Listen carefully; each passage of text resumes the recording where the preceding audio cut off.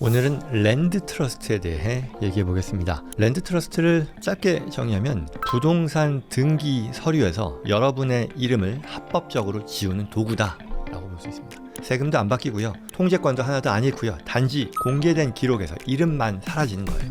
어떻게 하는 건지 한번 말씀드릴게요.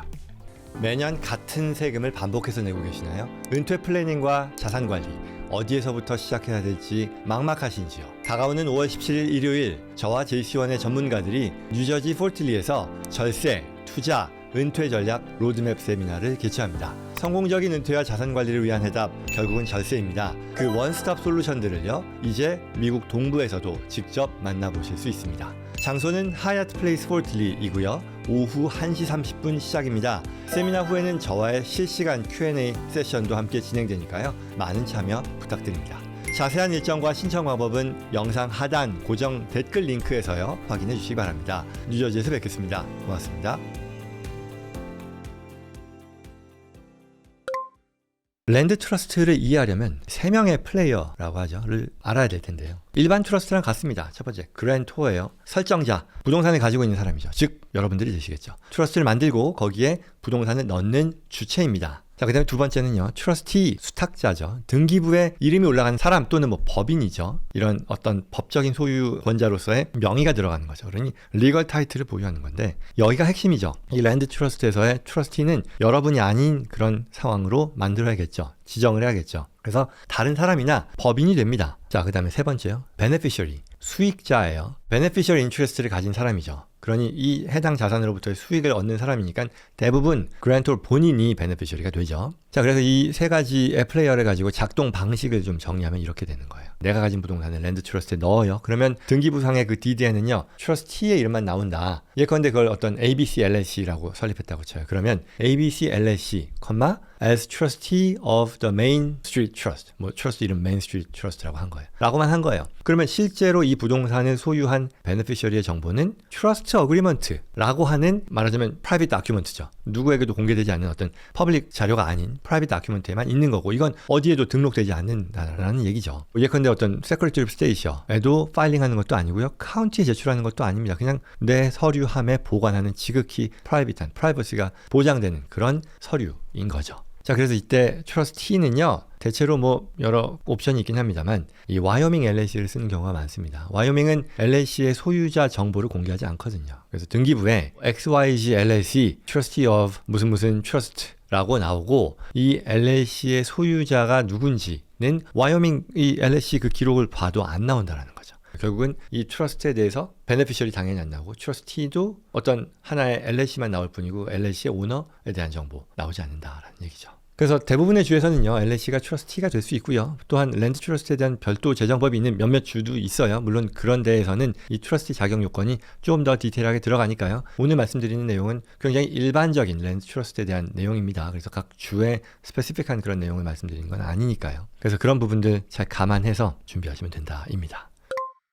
자, 그러면 랜드 트러스트에 대한 기본 컨셉, 뭐 대단히 쉽죠? 설명해 드렸는데, 그러면 여기서 이제 질문들이 또 이어질 수 있어요. 한번 볼까요? 트러스트에 넣으면 세금이 복잡해지나요? 라고 또 질문 많이 하세요. 아니에요. 랜드 트러스트는요, 세법상 그랜토어 트러스트입니다. 결국 IRS 입장에서는요, 이게 트러스트가 마치 존재하지 않는 것과 같다라는 얘기예요. 좀 이따가 이제 리빙 트러스트와의 공통점, 차이점도 이제 설명을 드릴 건데, 리빙 트러스트를 제가 얘기할 때 항상 하는 말이, 리빙 트러스트는 형식상의 소유권이 트러스트로 바뀌는 것을 제외하면 이게 실질적으로는 내가 직접 소유하는 것과 무차별하다라고 말씀을 드리거든요. 마찬가지입니다. 랜드 트러스트도요. 따라서 별도의 세금 신고서 필요 없고요. 부동산으로부터 발생한 소득이 있다면 여전히 개인 세금 신고서인 스케줄 2에 보고하게 됩니다. 그리고 여러 이전 영상에서 많이 다루는 이 스텝업인 베이시스도요, 그대로 유지가 되고요. 랜드 트러스트에 옮겼다고 해서 이 혜택 사라지지 않습니다. 그랜토어 트러스트이기 때문에 세금 측면에서는요, 만들기 전과 후가 완전히 동일하다라고 볼 수 있습니다.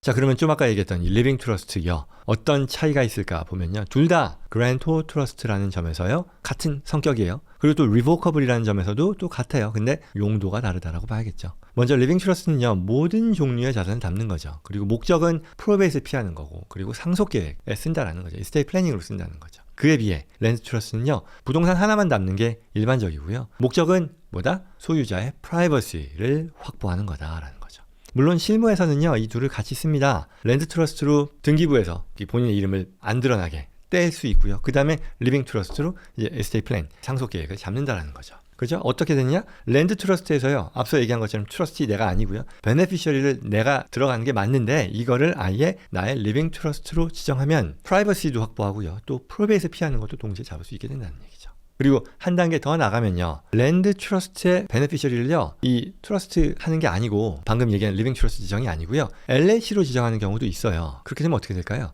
프라이버시도 확보되고요. 그 다음에 지난번 영상에서 얘기했던 LLC의 차징 오럴 프로텍션, 그러니 이 자산 보호 기능까지 더해지는 어떤 이중 구조가 되는 거죠. 그렇게 되면 이게 굉장히 큰 프라이버시와 에셋 프로텍션까지 달성하는 거니까 큰 효과, 효용을 얻을 수 있는 거고요. 이런 것들은 특히 이 렌탈 프로퍼티에 많이 쓰는 그런 구조입니다. 그래서 정리를 하면 이 랜드 트러스트는 프라이버시를 위한 도구, 리빙 트러스트는 에스테이트 플래닝을 위한 도구, 그리고 LLC는 자산 보호를 위한 도구, 이 세 개를 조합해서 쓸 수 있고 굉장히 파워풀한 결과를 낼 수 있다라는 그런 얘기입니다. 자, 그럼 이제 가끔씩 받는 질문에 대한 소개예요. 특히 내가 사는 집을 랜드 트러스트로 옮길 때 걱정하는 건데요. 첫 번째, 모기지 걱정이 있어요. 내가 사는 집을 랜드 트러스트로 이전을 했을 때 이게 모기지 바로 갚아야 되는 상황이 되는 거 아니냐라는 건데요. 아니, 그렇지 않습니다요. 이 리보커블 트러스트, 그리고 그랜토 트러스트, 이와 같은 랜드 트러스트와 이 리빙 트러스트 같은 경우는요, 은행이 이러한 소유권의 이전에 대해서 대출을 회수할 수 없습니다. 실무적으로도요, 은행에 통보하면 대부분 아무 문제 없이 처리됩니다. 제가 실무적으로는요, 이런 상황들에 대해서 얘기하는 것이 90% 또는 99% 괜찮지만 실제 론 다큐먼트에 어떻게 나와 있을지는 또 그걸 하나하나 살펴봐야 되니 실무적으로는 꼭 은행과 확인해 보세요. 그러나 문제 없을 겁니다 라고 얘기하니까요, 그런 점 똑같이 공유해 드리고요. 자, 그 다음에 이제 우리 이런 거 있잖아요. 집 팔았을 때 25만 불, 그리고 부부 공동이면 50만 불, 이 비과세 소득 공제 받는 거 있잖아요. 이게 섹션 121, 121, 이 내 프린시플 레지던스에 대한 매각했을 때 비과세 혜택인데요. 여전히 유지됩니다. 랜드 트러스트로 옮긴다 해서 이 혜택 잃지 않습니다. 그 다음에 렌탈 프로퍼티요. 아까 잠깐 얘기를 했었는데요. 이게 가장 어떤 랜드 트러스트가 가장 효과를 볼 수 있는 그런 영역이라고 할 수 있을 텐데요. 이게 왜 렌탈 프로퍼티에서 문제가 생기는데 개인 이름으로 되어 있으면은 자택까지 포함해서 개인 자산 전체가 위험에 노출되는 거잖아요.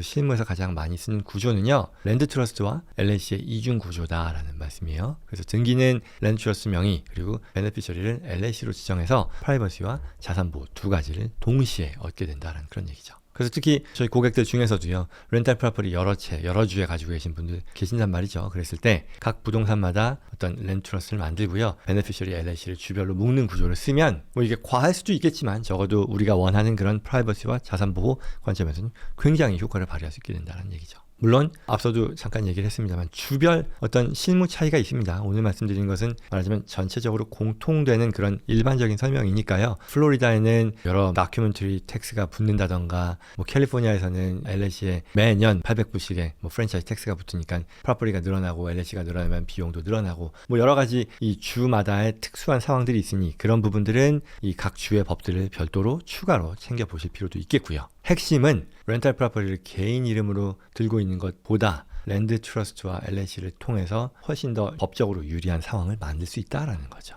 말하자면 이렇게 구조를 잡는 데 드는 어떤 코스트 역시 나의 이 효과, 앞서 얘기한 이런 자산보호, 프라이버시를 위한 보험료라고 생각하면 되겠죠. 자, 여기까지였습니다. 랜드 트러스트요, 굉장히 심플합니다. 내가 만들고요, 트러스티가 등기 명의를 보유하고요, 그러나 실질적으로 내가 소유하는 것은 동일하다라는 거죠. 등기부에서 내 이름이 사라지고요, 세금 변하지 않고요, 스텝업 베이시스도 여전히 내가 누릴 수 있고, 내 자산 매각에 대해서 25만 불, 50만 불 양도소득 면제받는 것도 똑같이 누릴 수 있다라는 얘기죠. 그리고 리빙 트러스트와 비교하면 역할이 좀 다르고 함께 쓰는 게 정석이다라는 얘기죠. 그래서 이러한 내용으로 랜드 트러스트에 대한 관심 질문하신 분들께 답이 되었으면 좋겠고요. 또 충분히 이 부동산 보유하는 방안으로서 리빙 트러스트 외에 랜드 트러스트를 고려하는 것도 좋겠다입니다.